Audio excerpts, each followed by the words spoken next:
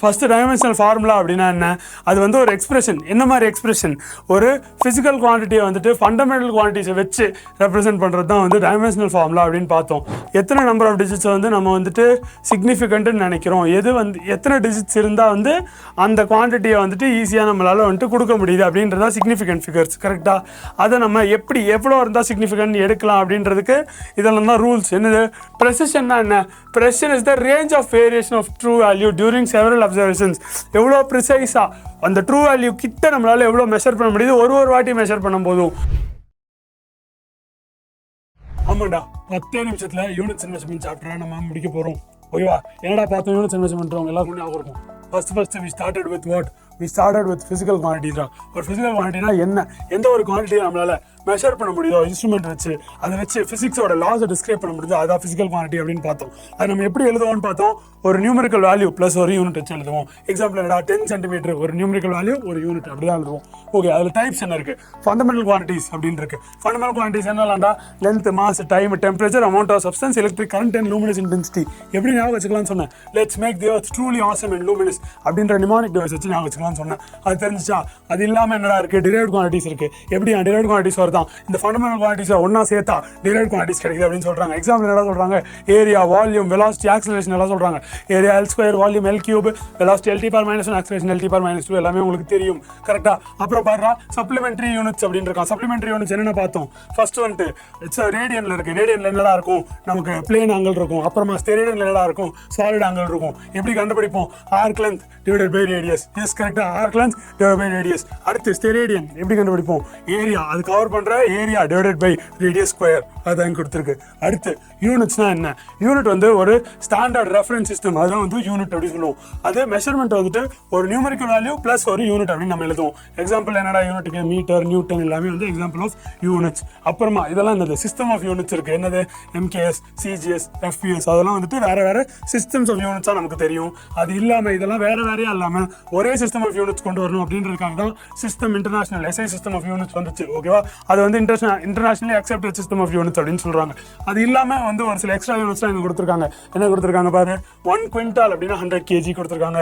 Light இயருக்கு கொடுத்துருக்காங்க. அப்புறம் டெம்பரேச்சருக்கு நமக்கு கெல்வின் ஸ்கேல் இருக்குது, அதுவும் இங்கே மென்ஷன் பண்ணியிருக்காங்கடா. ஓகேவா? அது இல்லாமல் வா அடுத்து என்ன பார்த்தோம்டா? டைமென்ஷனல் அனாலிசிஸ் அப்படின்னா பார்த்தோம். ஃபர்ஸ்ட் டைமென்ஷனல் ஃபார்முலா அப்படின்னா என்ன? அது வந்து ஒரு எக்ஸ்பிரஷன். என்ன மாதிரி எக்ஸ்பிரஷன்? ஒரு ஃபிசிக்கல் குவான்டிட்டியை வந்துட்டு ஃபண்டமெண்டல் குவான்டிட்டிஸை வச்சு ரெப்ரசென்ட் பண்ணுறது தான் வந்து டைமென்ஷனல் ஃபார்முலா அப்படின்னு பார்த்தோம். அது என்ன மாதிரி கொடுப்போம்? இந்த MLT அது மாதிரி வந்து ஃபண்டமெண்டல் டைமென்ஷன்ஸை வச்சு நம்ம வந்து எழுதியிருப்போம் அப்படின்றது பார்த்தோம். ஓகேவா? இப்போ இதில் பார்த்துக்கோ, primary R fundamental dimensional formula அப்படின்னு இருக்கான். இது எப்படி 7 ஃபண்டமெண்டல் டைமென்ஷனல் ஃபார்முலா வச்சு வருது அப்படின்னு சொல்கிறாங்க. பார், மாஸுக்கு M இருக்குது, லென்த்துக்கு L இருக்குது, டைமுக்கு T இருக்குது, அதே மாதிரி டெம்பரேச்சருக்கு K இருக்குது ஆர் Q இருக்குது, எலக்ட்ரிக் கரண்ட்டுக்கு I இருக்குது, லூமினஸ் இன்டென்சிட்டிக்கு CD, கேண்டில் பச்சிருப்பேன் ஞாபகம் இருக்கா?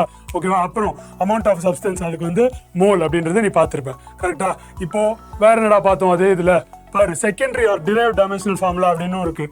என்னது? அதர் தேன் ஃபண்டமெண்டல் ஃபார்முலா நமக்கு டிரைவாக வருது.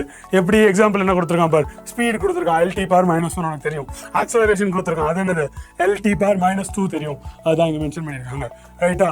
வேற என்னடா கண்ணா இருக்கு உங்களுக்கு? Principle of homogeneity of dimensions நம்ம பார்த்தோம். உனக்கு ஞாபகம் இருக்கா? என்ன பார்த்தோம்? Dimension on each term on both the sides வந்து சேமாக தான் இருக்கும். எப்படி? ஒரு 2 டேர்ம் ஆட் பண்ணுற மாதிரி இருந்துச்சுன்னா அந்த 2 டேர்மோட டைமென்ஷனும் சேமாக தான் இருக்கும். அண்ட் ஈக்குவேஷனோட 2 சைடில் இருக்க டேர்ம்ஸ்க்கு ஒரே டைமென்ஷன் தான் இருக்கும். இதான் நான் பார்த்தோம். ஞாபகம் இருக்குல்லடா உங்களுக்குலாம்? ரைட்டு. அடுத்து ஆர்டர் ஆஃப் மேக்னிடியூட் அப்படின்னு ஒரு விஷயம் பார்த்தோம். என்னது ஆர்டர் ஆஃப் மேக்னிடியூட் அப்படின்னா வந்து எந்த பவர் ஆஃப் 10 வந்து க்ளோசஸ்ட் அப்படின்னு சொல்றது. இப்போ 10 பவர் 23 அப்படின்னு சொன்னா அதுதான் வந்து க்ளோசஸ்ட் பவர் ஆஃப் 10. ஓகேவா? அது எப்படி பார்க்கணும் அப்படின்றது உங்களுக்கு தெரியும். ஆர்டர் ஆஃப் மேக்னிடியூட் ஒரு இம்பார்ட்டன்டான கான்செப்ட். அது ஒரு ஜென்ரலா எவ்வளோ பெருசு, இப்போ ரேடியஸ் ஆஃப் தி எர்த்னா அது எவ்வளோ பெருசு, ஆர் ரேடியஸ் ஆஃப் ஆட்டம்னா அது எவ்வளோ சின்னது அப்படின்ற ஆர்டரை குறிக்கிறதுக்கு தான் order of the magnitude. Order of magnitude நமக்கு யூஸ் ஆகுது. இது வரைக்கும் உங்க எல்லாருக்கும் தெரியும்லடா. அடுத்து என்ன எங்க பாரு?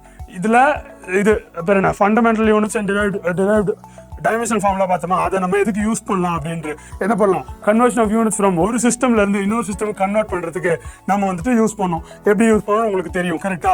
நம்ம வந்துட்டு டைமென்ஷன்ஸ் எழுதிட்டு அதில் நியூமரிக்கல் பார்ட் ஒரு சிஸ்டமோட numerical part and numerical part வந்து அதர் சிஸ்டமோட மல்டிப்ளை பண்ணால் we can convert easily. ஓகேவா, அதுக்கும் நமக்கு வந்து டைமென்ஷன் அனாலிசிஸ் யூஸ் ஆகுது. அப்புறமா சிக்னிஃபிகன்ட் ஃபிகர்ஸ் பற்றி நமக்கு என்னடா தெரியும்? நம்பர் ஆஃப் டிஜிட்ஸ் இந்த measured value about the correctness. ஓகேவா, எது வந்துட்டு எத்தனை நம்பர் ஆஃப் டிஜிட்ஸை வந்து நம்ம வந்துட்டு சிக்னிஃபிகண்ட்னு நினைக்கிறோம், எது வந்து எத்தனை டிஜிட்ஸ் இருந்தால் வந்து அந்த குவான்டிட்டியை வந்துட்டு ஈஸியாக நம்மளால வந்துட்டு கொடுக்க முடியுது அப்படின்றதான் சிக்னிஃபிகன்ட் ஃபிகர்ஸ். கரெக்டாக அதை நம்ம எவ்வளோ இருந்தால் சிக்னிஃபிகன்ட் எடுக்கலாம் அப்படின்றதுக்கு இதெல்லாம் தான் ரூல்ஸ். என்னது, trailing zeros are significant only when they appear after a decimal. Decimal பாயிண்ட்டுக்கு அப்புறம் ட்ரெய்லிங் ஜீரோஸ் வந்தா அது வந்துட்டு சிக்னிஃபிகன்ட் சொல்றாங்க.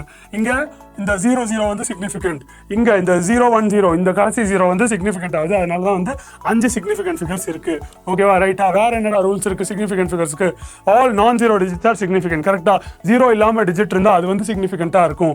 அப்புறமா leading zeros are never significant. ஓகேவா, என்னது leading zeros are never significant. இங்க பாரு, இந்த டெசிமல் பாயிண்ட்டுக்கு முன்னாடி உள்ளது அண்ட் அந்த கடைசி 3 நம்பருக்கு முன்னாடி உள்ள ஜீரோஸ் அது எல்லாமே நான் சிக்னிஃபிகண்ட். வேற என்ன தெரியும்?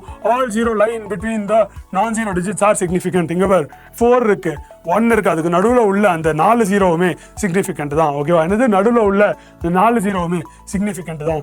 அந்த 4 ஜீரோக்கு தான் இங்கே 4 போட்டிருக்கா. மற்றபடி இதில் மொத்தம் எத்தனை சிக்னிஃபிகன்ட் ஃபிகர் இருக்குன்னு பார்த்தா 4 + 2 6 சிக்னிஃபிகன்ட் ஃபிகர் இருக்கும். இதில் பார்த்துக்கோ 3 சிக்னிஃபிகன்ட் ஃபிகர் இருக்கு. புரியுதா? அப்புறமா order of magnitude E is not considered. ஓகேவா, என்னது ஆர்டர் ஆஃப் மேக்னிடியூட கன்சிடர் பண்ண மாட்டோம். இப்போ வந்து பார்த்துக்கோ into 10⁻−9 எழுதுனாங்க, அது இஸ் நாட் கன்சிடர்ட். அதுக்கு முன்னாடி எழுதியிருக்க நம்பர்ஸ் மட்டும் தான் கன்சிடர்ட். அப்புறம் பார்த்துக்கோ டெசிமல் பாயிண்ட்டுக்கு அப்புறம் 0 வேணுட்டுமே போட்டிருக்காங்கன்னா எதுக்கு மெனக்கட்டு போடுறாங்க, அதனால அதுவும் சிக்னிஃபிகண்ட் ஆயிடும். 38.30 அப்படின்னு ஒருத்தவங்க எழுதுறாங்கன்னா அந்த 0 சிக்னிஃபிகன்ட் ஃபிகர் ஆயிருது. ஓகேவா, அதுக்கப்புறம் என்ன சொல்றாங்க? Constant and pure numbers have infinite significant figures. ஒரு கான்ஸ்டன்ட்டோ இல்லை ஒரு பியூர் நம்பரோ கொடுத்துட்டா அதுக்கு infinite number of significant figures இருக்கும் அப்படின்னு சொல்றாங்க. சோ சிக்னிஃபிகன்ட் ஃபிகர்ஸ் கிளியர் ஆயிடுச்சடா? அடுத்து என்னடா நம்ம பார்த்தோம்? அக்யூரசி இன் மெஷர்மெண்ட்னா என்ன அப்படின்றத நம்ம பார்த்தோம். என்னது? Accuracy is a degree of closeness of measured value to the true value. என்னன்னா ட்ரூ வேல்யூக்கும் நம்ம மெஷர் பண்ண வேல்யூ எவ்வளவு க்ளோஸா இருக்கோ அதுதான் வந்து அக்யூரசி அப்படின்னு சொல்றாங்க. அது ப்ரெசிஷன் என்ன? Precision is the range of variation of true value during several observations. எவ்வளவு ப்ரிசைஸா அந்த ட்ரூ வேல்யூ கிட்ட நம்மளால எவ்வளவு மெஷர் பண்ண முடியுது ஒரு வாட்டி மெஷர் பண்ண போதும் அப்படின்றதான் வந்து ப்ரெசிஷன். ஓகேவா, அப்புறமா என்னடா எரர்ஸ்னா என்னடா? அன்சர்டனிட்டி இன் மெஷர்மெண்ட். நம்ம ஒரு மெஷர்மெண்ட் எடுக்கிறோம்னா நம்ம அதுல எவ்வளவு சர்டனா இல்ல அப்படின்றதான் வந்து எரர் அப்படின்னு சொல்றாங்க. எரர் எப்படி கால்குலேட் பண்ணுமா? True value minus measured value. உனக்கு நிஜமான வேல்யூ என்னன்னு தெரியும், ஆனா நீ அளக்கிற வேல்யூ எவ்வளவு வருது அதுக்கு நடுவில் உள்ள டிஃபரன்ஸ் தான் வந்து எரர் அப்படின்னு சொல்றாங்க. ஸோ எரர்ல டைப்ஸ் இருக்குது. என்ன டைப்ஸ் இருக்கு? அப்சல்யூட் எரர், எவ்வளவு ட்ரூ வேல்யூல இருந்து நீ வந்து அப்படியே மெஷர்ட் வேல்யூ சப்ட்ராக்ட் பண்ணா என்ன வேல்யூ வருது அப்படின்றது அப்சல்யூட் எரர். மீன் அப்சல்யூட் எரர்னா என்ன? அது மாதிரி நீ மல்டிபிள் மெஷர்மெண்ட்ஸ் எடுக்கும்போது நீ எத்தனை மெஷர்மெண்ட் எடுக்கிறன்றதா என்ன, அதுல என்னென்ன உனக்கு எரர் வேல்யூஸ் வந்து அப்படின்றத போட்டு நீ total number of measurements divide பண்ண உனக்கு மீன் அப்சல்யூட் எரர் கிடைக்க போகுது. ரிலேட்டிவ் எரர்னா என்னடா?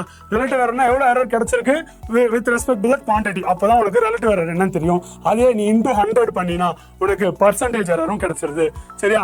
எரர்ஸ்லாம் முடிஞ்சா வேற என்னடா இருக்கு? Vernier caliper and screw gauge கடைசியா இருக்கிறது. அதுல உனக்கு தெரியும் லீஸ்ட் கவுண்ட் என்னடா?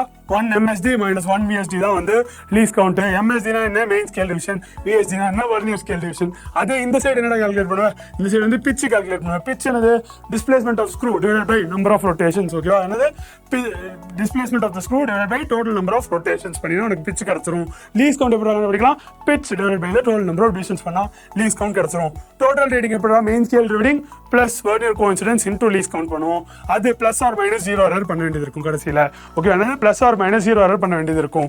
எப்படி சார் 0 எரர் அப்படின்னா இங்க பாரு ஸ்கேல் இப்படி இருக்குடா. ஓகேவா, 0 வந்துட்டு கோஇன்சிடென்ட் அவங்க 0 முன்னாடி இருக்குன்னா இது வந்து பாசிட்டிவ் 0 எரர். இதை வந்து நீ சப்ட்ராக்ட் பண்ணுவ உன்னோட வேல்யூல இருந்து. அதே 0 வந்து 0க்கு பின்னாடி ஆரம்பிக்குதுன்னா அது பேர் வந்து நெகட்டிவ் 0 எரர். அதை நீ வந்து ஆட் பண்ணுவ. அவ்வளவுதான்டா, பாத்துக்கோ. அதே தான் வந்து you will have in your screw gauge also. சரியா? அதேதான். ஓகேவா, சாப்டரே முடிஞ்சா ரொம்ப ரொம்ப சிம்பிளா 10 என்னது 10 நிமிஷத்துல full chapter of units and measurements is done and dusted. Okay, என்ன மிஸ் பண்ணிட்டோம்? இங்க பாரு, ரவுண்டிங் ஆஃப் ரூல்ஸ் மிஸ் பண்ணிட்டோம். ரூல் ஆஃப் ரவுண்டிங் ஆஃப் இருக்கு. என்ன பண்ணுவோம்? 3 இப்போ வந்துட்டு கிரேட்டர் தேன் 5 இருந்துச்சுன்னா ஓகேவா ப்ரெசீடிங் டிஜிட்டை +1 பண்ணுவோம். இப்போ டிஜிட் அதே லெஸர் தேன் 5 இருந்துச்சுன்னா நம்ம வந்துட்டு டிஜிட் ப்ரெசீடிங் டிஜிட் ரிமைன் த சேமாக இருக்கும். ஓகேவா, it will remain the same. இப்போ இதே வந்து இன்சிக்னிஃபிகன்ட் டிஜிட் வந்து ஈக்குவல் டு 5 இருந்துச்சுன்னா ப்ரெசீடிங் டிஜிட் வந்துட்டு சேமாகவே இருக்கும். எப்போனா வந்து ரவுண்ட் ஆஃப் டிஜிட் ஈவனாக இருக்கப்போ. அதே இது ஆலாக இருந்துச்சுன்னா +1 பண்ணுவோம்டா. அவ்வளோதான்டா. Units and measurement whole chapter நம்ம வந்துட்டு 10 என்றதுக்குள்ள சிம்பிளா முடிச்சிட்டோம். பயப்படாத, இதை வந்துட்டு நான் பிடிஎஃபா வீடியோ கீழே அட்டாச் பண்றேன், டவுன்லோட் பண்ணி ஈஸியா ரிவைஸ் பண்ணிக்கோ, எக்ஸாம் மாசா பண்ணு. சரியா? ஓகேடா boys and girls, Madan here signing off for Vedantu Neet Tamil. Until I see you all in the next video, I'll be waiting.